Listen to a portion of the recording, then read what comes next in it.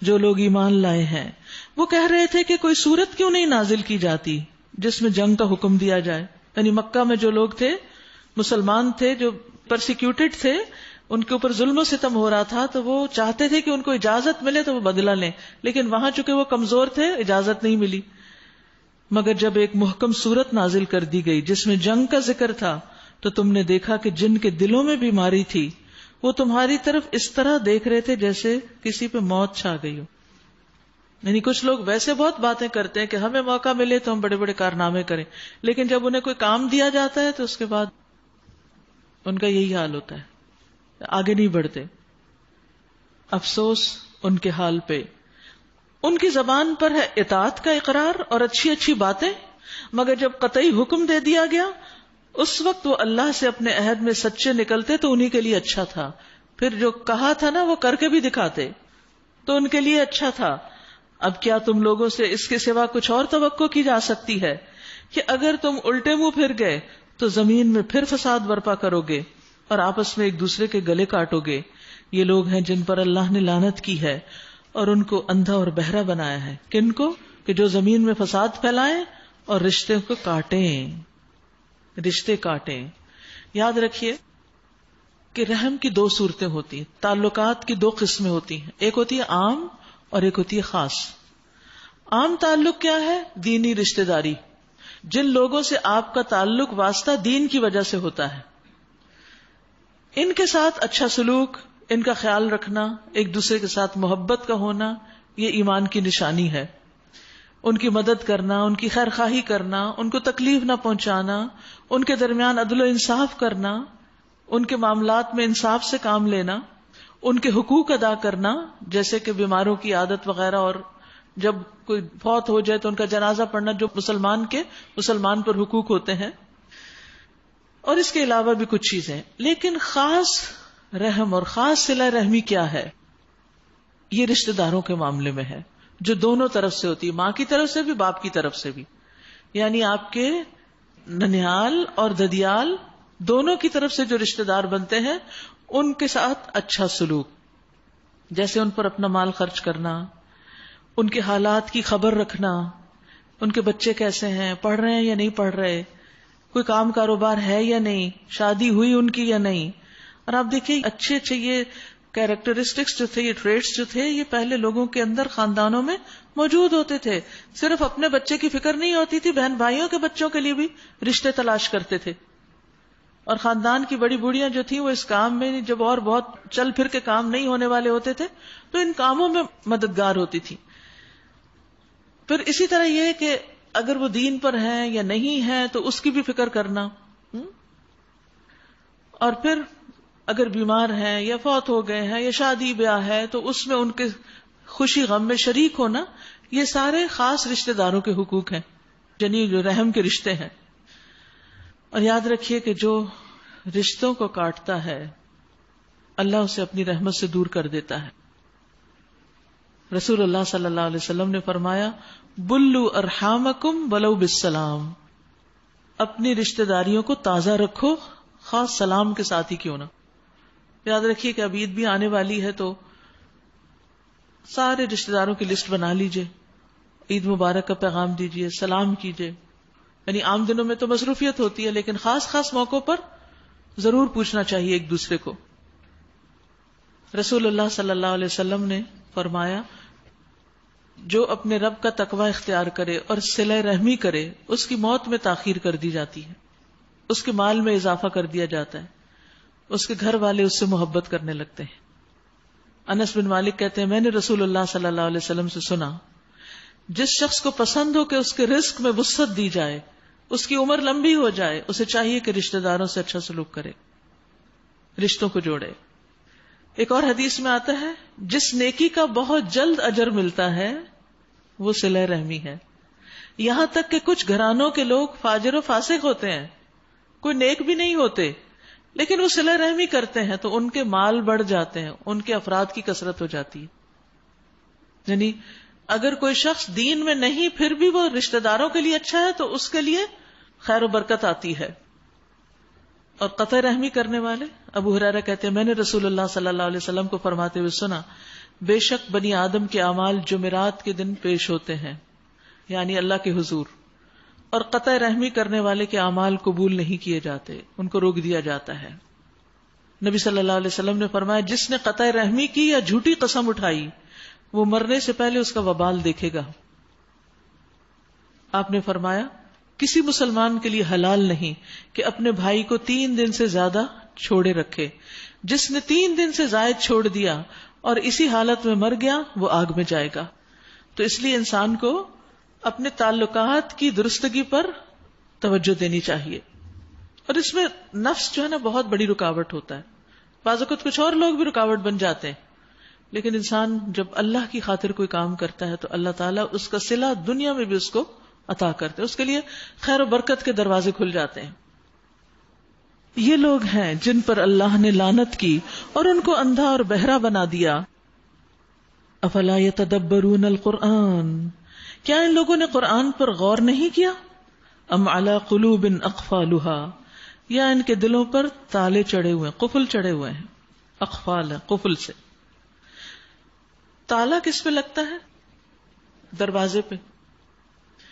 تو ایسے لوگ جو قرآن پر غور و فکر نہیں کرتے، قرآن کی گہرائی میں نہیں جاتے، ان کے دل بند دروازے کی طرح ہے، جس دروازہ لاکڈ ہو، جس کو تالا بھی لگا دیا گیا ہو۔ ایک تو ویسے دروازہ بند ہو، اور ایک ہوتا بند کر کے اسے لاک کر دیا ہو۔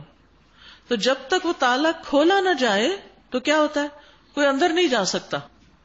جیسے آپ رات کو اپنا مثلا بیڈ روم کا لاک کر دیتے ہیں تو کوئی بچہ سروینٹ کوئی باہر سے اندر نہیں آ سکتا جب تک آپ صبح اٹھ کے اس کو کھول نہیں دیتے، ٹھیک ہے۔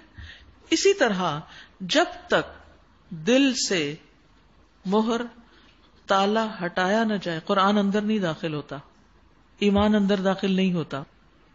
یاد رکھیے یہ کتاب عقل کو تیز کرنے والی ہے، دلوں کو کھولنے والی ہے۔ قاب سے مروی ہے، کہتے ہیں کہ قرآن کو لازم پکڑو، کیونکہ قرآن عقل کی تیزی ہے، حکمت کی روشنی اور علم کا سر چشمہ ہے، اور اللہ کی طرف سے نازل ہونے والی کتابوں میں سب سے نئی کتاب۔ اللہ نے تورات میں یہ بات فرمائی کہ میں تم پر جدید تورات نازل کروں گا جو نابینا آنکھوں، بہرے کانوں اور غفلت میں پڑے ہوئے دلوں کو کھول دے گی، دلوں کو کھول دے گی۔ تو تھوڑی سی آپ گنجائش نکالیں، اللہ سبحانہ وتعالیٰ اس کو اور زیادہ وسیع کر دے گا۔ اسی کے لیے ہم یہ انشاءاللہ نیکسٹ لیول کا ایک کورس شروع کر رہے ہیں، یعنی تھوڑا سا ایڈوانس لیول کا۔ ایک تو ہے نا کہ جو پورے قرآن کا ترجمہ اور تفسیر کا انشاءاللہ شروع ہوگا، اور ایک یہ کہ جیسے کچھ صورتوں کو لے کر ان میں سے ہر آیت کا ترجمہ بھی، اسی آیت کا حفظ بھی، اسی آیت کے اوپر احکام التجوید بھی، یعنی اسی کی درست ادائیگی، اور پھر غور و فکر، اسی سے پھر عمل کے نکات۔ تو انشاءاللہ تعالیٰ یہ بھی آئندہ ایک کورس یہاں شروع ہو جائے گا۔ تو جو لوگ قرآن پڑھ بھی چکے ہوں، مثلا تفسیر بھی کر چکے ہوں یا کافی عرصہ ہو گیا کیے ہوئے، وہ لوگ اس میں شریک ہو سکتے ہیں کہ کچھ صورتیں جو آپ مثلا نماز میں پڑھتے ہیں یا آپ دن رات میں پڑھتے ہیں، جیسے سورۃ الملک ہے، سورۃ الکہف ہے، یا پھر جز اما ہے، اس کو اس طرح پڑھیں توجہ کے ساتھ کہ ہر آیت کی صحیح ادائیگی بھی ہو، اس کا ترجمہ بھی پکا ہو، پکا، خوب پکا، کہ بس آپ عربی سنیں یا پڑھیں تو آپ کے سمجھ آ جائے کہ کیا کیا، اور پھر اس آیت میں کیا احکامات ہیں، کیا حکم نکل رہا ہے۔ تو یہ اس کو تدبر کہتے ہیں۔ ایک ہوتا ہے صرف فہم حاصل کرنا، اور ایک ہوتا ہے اس سے اگلے لیول پہ جانا۔ تو اس کے لیے تھوڑی سی غفلت دور کرے انسان، دلوں کا تالا کھولے، تو پھر دلوں میں خوشی بھر جاتی، ڈپریشن دور ہونے لگتا ہے۔ اور پھر جب تھوڑا تھوڑا پڑھتے ہیں نا، یہ جو تفسیر کا تو ہوتا ہے نا کہ پھر ذرا جلدی جلدی آپ کو آگے جانا پڑتا ہے، لیکن جب آپ تھوڑا تھوڑا لیتے ہیں تو اس کو آپ آسانی کے ساتھ سیکھ بھی سکتے ہیں، یاد بھی کر سکتے ہیں۔ اور یہ چیزیں سب ملا کے اکٹھی کی جائے نا ایک ٹائم پر، تو اس کا فائدہ زیادہ ہوتا ہے۔ ان الذين ارتدوا على ادبارهم من بعد ما تبين لهم الهدى الشيطان سول لهم واملى لهم۔ حقیقت یہ ہے کہ جو لوگ ہدایت واضح ہو جانے کے بعد اس سے پھر گئے، یعنی انہیں سمجھ آ گئی تھی کہ اللہ کیا چاہتا ہے، ان کے لیے شیطان نے اس روش کو سہل بنا دیا اور جھوٹی توقعات کا سلسلہ ان کے لیے دراز کر رکھا ہے۔ اسی لیے انہوں نے اللہ کے نازل کردہ دین کو ناپسند کرنے والوں سے کہہ دیا کہ بعض معاملات میں ہم تمہاری مانیں گے۔ اللہ ان کی خفیہ باتیں خوب جانتا ہے، پھر اس وقت کیا حال ہوگا جب فرشتے ان کی روحیں قبض کریں گے، یعنی منافقین کی طرف اشارہ ہے، اور ان کے منہ اور پیٹھوں پر مارتے ہوئے انہیں لے جائیں گے. یاد رکھیے کہ دین میں پورے کا پورا داخل ہونا بہت ضروری ہے، ورنہ کچھ دین کی باتیں اور کچھ دنیا والوں کے ساتھ پوری موافقت، جو وہ چاہیں وہی ہم کریں تاکہ وہ ہم سے راضی ہو جائیں.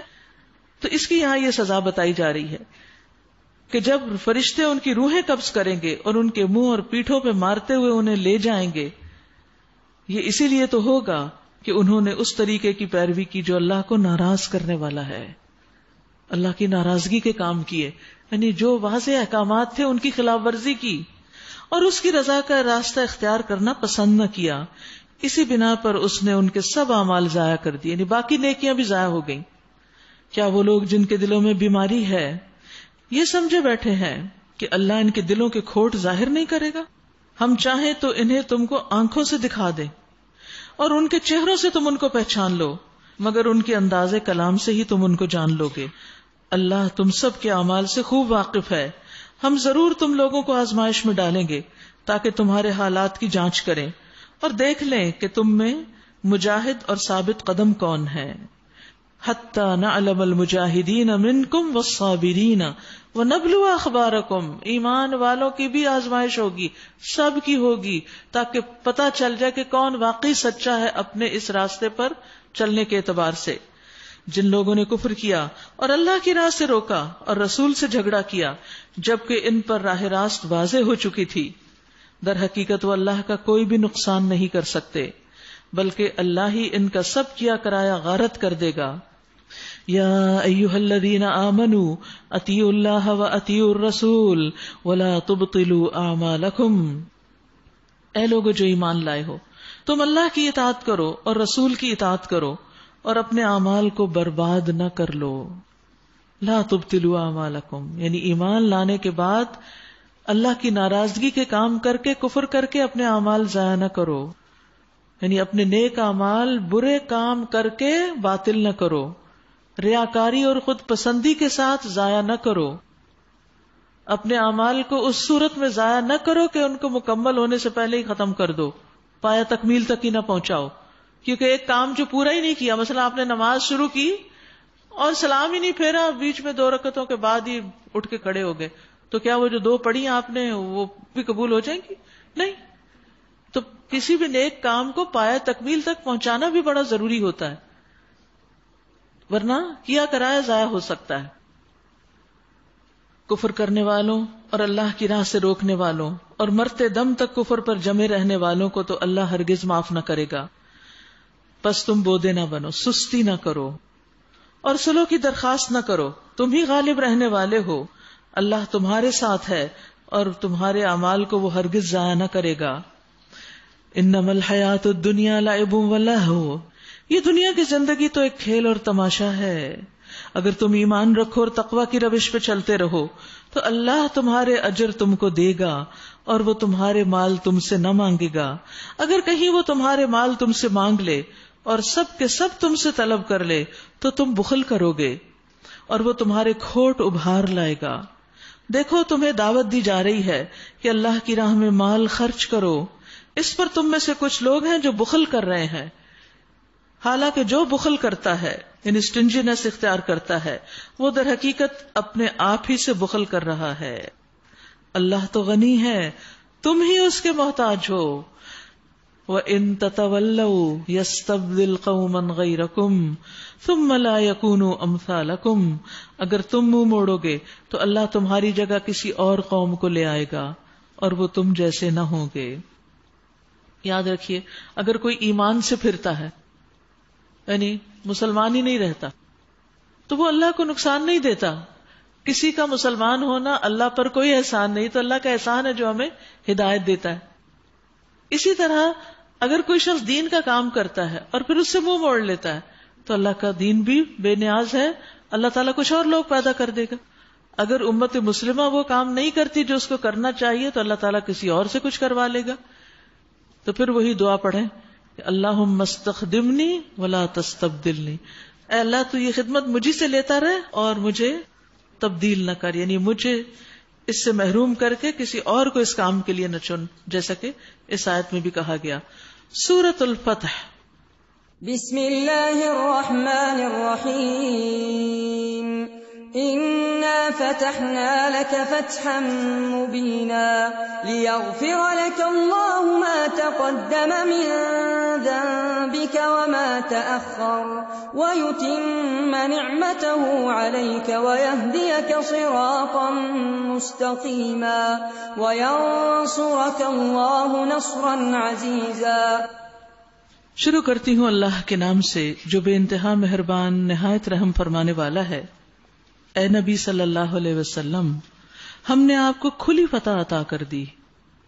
صلح حدیبیہ کی طرف اشارہ ہے جس میں بظاہر مسلمانوں کے ساتھ ایک ایسا معاہدہ کیا گیا تھا جو وقتی طور پر انہیں اپنی ناکامی نظر آ رہا تھا، لیکن اس موقع پر اللہ تعالیٰ نے خوشخبری سنائی کہ یہ ناکامی نہیں بلکہ کامیابی ہے، فتح تمہاری ہی ہے، تاکہ اللہ تمہاری اگلی پچھلی ہر کوتاہی سے درگزر فرمائے اور تم پر اپنی نعمت کی تکمیل کر دے اور تمہیں سیدھا راستہ دکھا دے اور تمہیں زبردست نصرت بخشے. وہی ہے جس نے مومنوں کے دلوں میں سکینت نازل فرمائی تاکہ اپنے ایمان کے ساتھ وہ ایک ایمان اور بڑھا لیں. یعنی انسان جب آزمائش پہ پورا اترتا ہے تو وہ ایمان کے اگلے درجے میں چلا جاتا ہے. زمین اور آسمانوں کے سب لشکر اللہ کے قبضہ قدرت میں ہیں اور وہ علیم و حکیم ہے. اس نے یہ کام اس لیے کیا تاکہ مومن مردوں اور عورتوں کو ہمیشہ رہنے کے لیے ایسی جنتوں میں داخل فرمائے جن کے نیچے نہریں بہ رہی ہوں گی اور ان کی برائیاں ان سے دور کر دے. اللہ کے نزدیک یہ بڑی کامیابی ہے. یعنی دنیا میں بھی کامیابی اچھی بات ہے، لیکن اصل کامیابی تو آخرت کی کامیابی ہے. اور ان منافق مردوں اور عورتوں اور مشرک مردوں اور عورتوں کو سزا دے جو اللہ کے متعلق برے گمان رکھتے ہیں. برائی کے پھیر میں وہ خود ہی آ گئے ہیں. اللہ کا غضب ان پر ہوا اور اس نے ان پر لعنت کی اور ان کے لیے جہنم مہیا کر دی جو بہت ہی برا ٹھکانہ ہے. زمین اور آسمانوں کے لشکر اللہ ہی کے قبضہ قدرت میں ہیں اور وہ زبردست اور حکیم ہے. اے نبی، ہم نے تم کو شہادت دینے والا، بشارت دینے والا اور خبردار کرنے والا بنا کر بھیجا تاکہ اے لوگو تم اللہ اور اس کے رسول پر ایمان لاؤ اور اس کا ساتھ دو، اس کی تعظیم و توقیر کرو اور صبح و شام اللہ کی تسبیح کرتے رہو. اے نبی، جو لوگ تم سے بیعت کر رہے تھے وہ دراصل اللہ سے بیعت کر رہے تھے. ان کے ہاتھ پر اللہ کا ہاتھ تھا. اب جو اس عہد کو توڑے گا اس کی عہد شکنی کا وبال اس کی اپنی ہی ذات پر ہوگا، اور جو اس عہد کو وفا کرے گا جو اس نے اللہ سے کیا ہے اللہ عنقریب اس کو بڑا اجر عطا فرمائے گا. اے نبی صلی اللہ علیہ وسلم، بدوی عربوں میں سے، دیہاتیوں میں سے جو لوگ پیچھے چھوڑ دیے گئے تھے اب وہ ضرور آ کر تم سے کہیں گے کہ ہمیں اپنے مال اور بال بچوں کی فکر نے مشغول کر رکھا تھا. یعنی بہانے بنائیں گے ساتھ نہ جانے کے. آپ ہمارے لیے مغفرت کی دعا فرما دیں. یہ لوگ اپنی زبانوں سے وہ باتیں کہتے ہیں جو ان کے دلوں میں نہیں ہوتی. ان سے کہنا اچھا یہی بات ہے تو کون تمہارے معاملے میں اللہ کے فیصلے کو روک دینے کا کچھ بھی اختیار رکھتا ہے اگر وہ تمہیں کوئی نقصان پہنچانا چاہے یا نفع بخشنا چاہے. تمہارے اعمال سے تو اللہ ہی باخبر ہے. مگر اصل بات وہ نہیں جو تم کہہ رہے ہو، بلکہ تم نے یوں سمجھا کہ رسول اور مومن اپنے گھروں کو واپس نہیں آ سکیں گے. یعنی مکہ میں گئے ہیں جہاں ان کے دشمن بیٹھے ہوئے ہیں، وہ ان کو چھوڑیں گے ہی نہیں. اور یہ خیال تمہارے دلوں کو بہت بھلا لگا اور تم نے بہت برے گمان کیے اور تم سخت بدباطن لوگ ہو. اللہ اور اس کے رسول پر جو لوگ ایمان نہ رکھتے ہوں ایسے کافروں کے لیے ہم نے بھڑکتی ہوئی آگ مہیا کر رکھی ہے. آسمانوں اور زمین کی بادشاہی کا مالک اللہ ہی ہے، جسے چاہے معاف کر دے، جسے چاہے سزا دے، اور وہ غفور الرحیم ہے. جب تم مال غنیمت حاصل کرنے کے لیے جانے لگو گے تو یہ پیچھے چھوڑے جانے والے لوگ تم سے ضرور کہیں گے ہمیں بھی اپنے ساتھ چلنے دو. یہ چاہتے ہیں کہ اللہ کے فرمان کو بدل دیں. ان سے صاف کہہ دینا تم ہرگز ہمارے ساتھ نہیں چل سکتے، اللہ پہلے ہی یہ فرما چکا ہے. یہ کہیں گے نہیں، بلکہ تم لوگ ہم سے حسد کر رہے ہو. حالانکہ بات حسد کی نہیں بلکہ یہ لوگ صحیح بات کو کم ہی سمجھتے ہیں. لا یفقہون الا قلیلا. ان پیچھے چھوڑے جانے والے بدوی عربوں سے کہنا، ان قریب تمہیں ایسے لوگوں سے لڑنے کے لیے بلایا جائے گا جو بڑے زور آور ہیں، تمہیں ان سے جنگ کرنا ہوگی یا وہ مطیع ہو جائیں گے. اس وقت اگر تم نے حکم جہاد کی اطاعت کی تو اللہ تمہیں اچھا اجر دے گا، اور اگر تم پھر اسی طرح منہ موڑ گئے جس طرح پہلے موڑ چکے ہو تو اللہ تم کو دردناک سزا دے گا. اگر اندھا اور لنگڑا اور مریض جہاد کے لیے نہ آئے تو کچھ حرج نہیں. جو کوئی اللہ اور اس کے رسول کی اطاعت کرے گا اللہ اسے ان جنتوں میں داخل کرے گا جن کے نیچے نہریں بہ رہی ہوں گی، اور جو منہ پھیرے گا اسے وہ دردناک عذاب دے گا. اللہ مومنوں سے خوش ہو گیا جب وہ درخت کے نیچے تم سے بیعت کر رہے تھے. ان کے دلوں کا حال اس کو معلوم تھا، اس لیے اس نے ان پر سکینت نازل فرمائی، ان کو انعام میں قریبی فتح بخشی اور بہت سا مال غنیمت انہیں عطا کر دیا جسے وہ ان قریب حاصل کریں گے. اللہ زبردست اور حکیم ہے. اللہ تم سے بکثرت اموال غنیمت کا وعدہ کرتا ہے جنہیں تم آئندہ حاصل کرو گے. فوری طور پر تو یہ فتح اس نے تمہیں عطا کر دی اور لوگوں کے ہاتھ تمہارے خلاف اٹھنے سے روک دیے تاکہ یہ مومنوں کے لیے ایک نشانی بن جائے اور اللہ سیدھے راستے کی طرف تمہیں ہدایت بخشے. اس کے علاوہ دوسری اور غنیمتوں کا بھی وہ تم سے وعدہ کرتا ہے جن پر تم ابھی تک قادر نہیں ہوئے. اللہ نے ان کو گھیر رکھا ہے، اللہ ہر چیز پر قادر ہے. یہ کافر لوگ اگر اس وقت تم سے لڑ گئے ہوتے تو یقیناً پیٹ پھیر جاتے اور کوئی حامی و مددگار نہ پاتے. یہ اللہ کی سنت ہے جو پہلے سے چلی آ رہی ہے اور تم اللہ کی سنت میں کوئی تبدیلی نہ پاؤ گے. وہی ہے جس نے مکہ کی وادی میں ان کے ہاتھ تم سے اور تمہارے ہاتھ ان سے روک دیے، یعنی جنگ نہ ہوئی اس موقع پر، حالانکہ وہ ان پر تمہیں غلبہ عطا کر چکا تھا اور جو کچھ تم کر رہے تھے اللہ اسے دیکھ رہا تھا. وہی لوگ تو ہیں جنہوں نے کفر کیا اور تمہیں مسجد حرام سے روکا اور ہدی کے اونٹوں کو ان کی قربانی کی جگہ تک نہ پہنچنے دیا. اگر مکہ میں ایسے مومن مرد اور عورت موجود نہ ہوتے جنہیں تم نہیں جانتے اور یہ خطرہ نہ ہوتا کہ تم نادانستگی میں انہیں پامال کر دو گے اور اس سے تم پر حرف آئے گا تو جنگ روکی نہ جاتی. اور یہ اس لیے روکی گئی تاکہ اللہ اپنی رحمت میں جس کو چاہے داخل کر لے، یعنی ابھی کچھ اور لوگ بھی مسلمان ہو جائیں.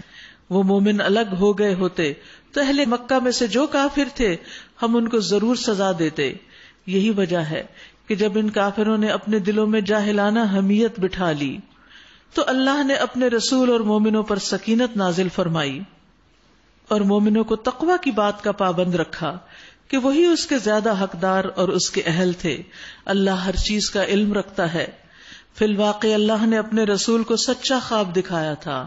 اصل میں آپ نے خواب دیکھا تھا کہ آپ عمرے کے لیے تشریف لے گئے ہیں. آپ نے لوگوں کو دعوت دی تو تقریباً 1400 لوگ آپ کے ساتھ جانے کو تیار ہو گئے، لیکن آگے جا کر روک دیے گئے، عمرہ نہ ہو سکا.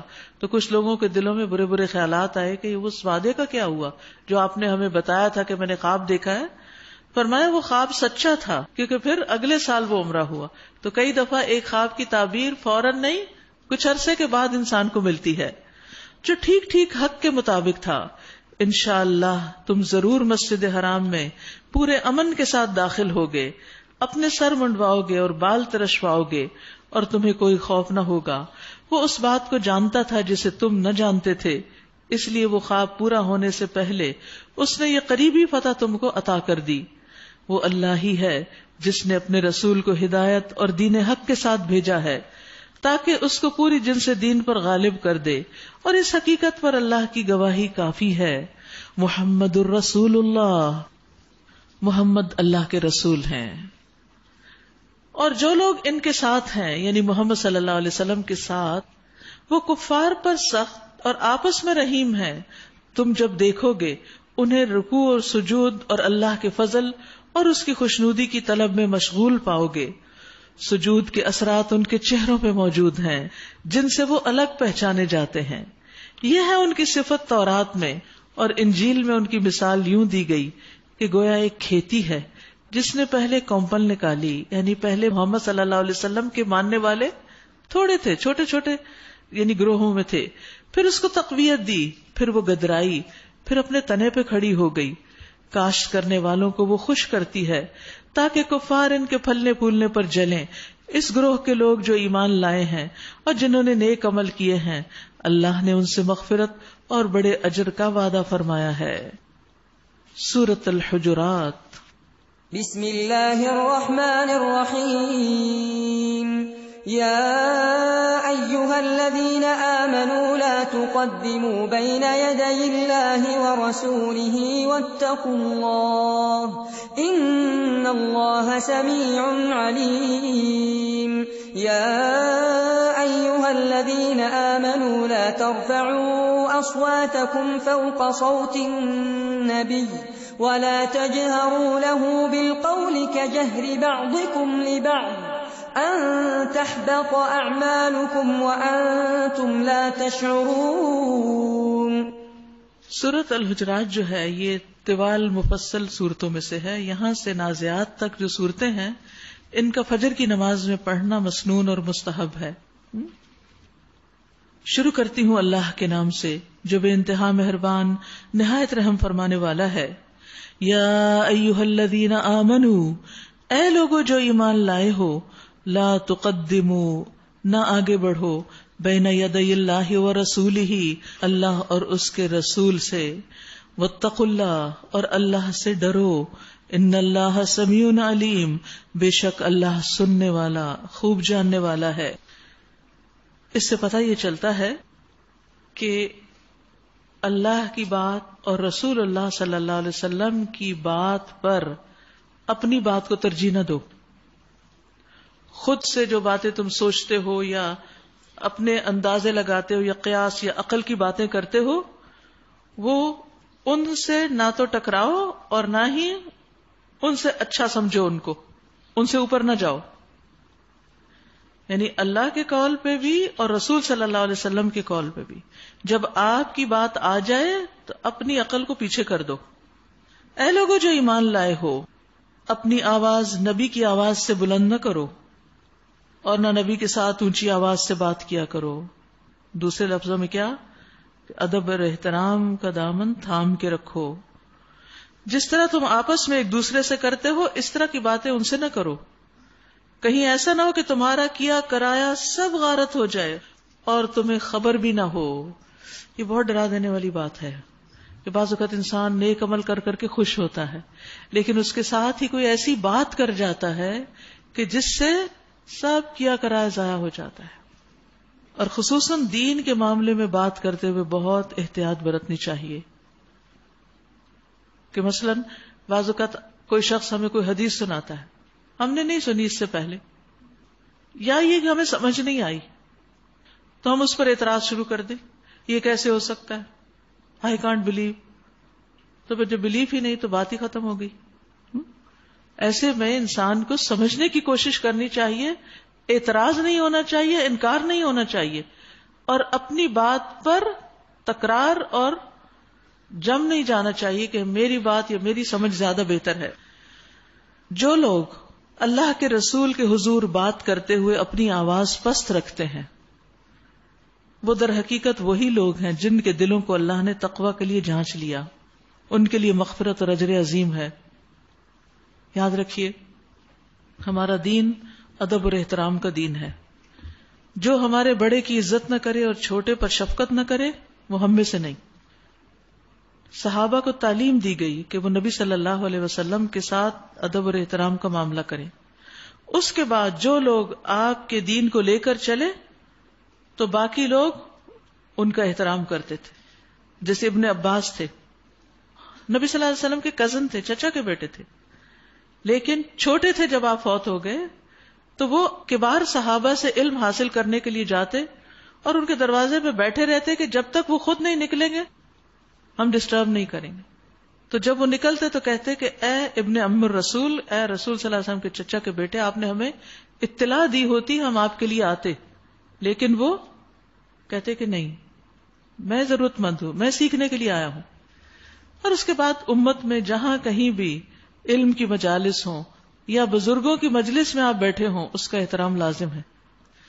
بعض اوقات گھر میں ماں باپ بیٹھے ہوتے ہیں، بچے بیٹھے ہوتے ہیں، ماں باپ بوڑھے ہو گئے ہیں، تھوڑی ان کی عقل سمجھ بھی کم ہونے لگتی ہے، ہمت کم ہونے لگتی ہے، کچھ باتیں بھولنے بھی لگتے ہیں، تو اس پر ہمیں احترام کرنا چاہیے، انتظار کرنا چاہیے کہ یہ بات مکمل کر لیں. یہ نہیں کہ ابھی آدھی بات کی تو فوراً منہ کاٹ دیں اس کو اور بدتمیزی کا رویہ اختیار کریں یا بڑھ چڑھ کے بولیں یا بد اخلاقی کا مظاہرہ کریں.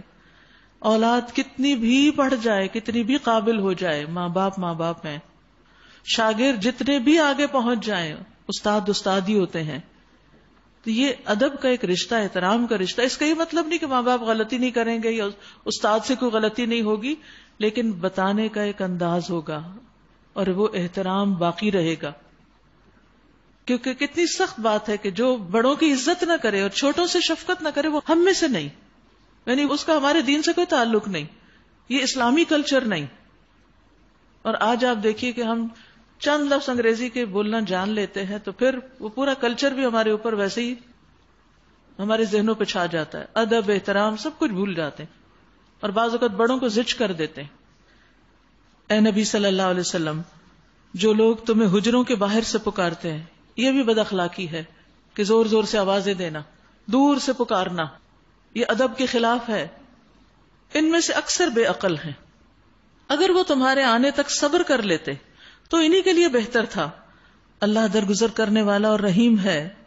اے لوگو جو ایمان لائے ہو، اگر کوئی فاسق تمہارے پاس کوئی خبر لے کر آئے تو تحقیق کر لیا کرو، کہیں ایسا نہ ہو کہ تم کسی گروہ کو نادانستہ نقصان پہنچا بیٹھو اور پھر اپنے کیے پر پشیمان ہو. یاد رکھیے کہ سنی سنائی باتوں پر ایکشن نہیں لینے چاہیے جب تک دوسرے فریق کی بات بھی پوری طرح نہ سن لیں. بہت ہی اہم اصول ہے بہت سے جھگڑوں اور فساد سے بچنے کے لیے. یہاں اللہ کے رسول صلی اللہ علیہ وسلم موجود ہیں اور ایمان والوں کو یہ تعلیم دی جا رہی ہے، تو ہم عام لوگ جو ہیں ان کے لیے کیا حکم ہے؟ یہی جو ایمان والوں کے لیے ہے. خوب جان رکھو کہ تمہارے درمیان اللہ کا رسول موجود ہے. اگر وہ بہت سے معاملات میں تمہاری بات مان لیا کرے تو تم خود ہی مشکلات میں مبتلا ہو جاؤ.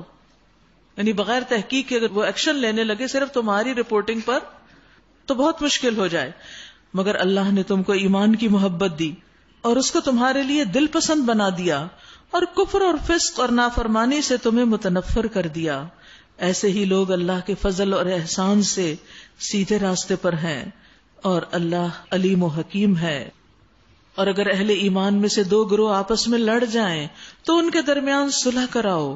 پھر اگر ان میں سے ایک گروہ دوسرے گروہ سے زیادتی کرے تو زیادتی کرنے والے سے لڑو یہاں تک کہ وہ اللہ کے حکم کی طرف پلٹ آئے. کیونکہ اختلافات میں اصل فیصلہ کس کا ہوگا؟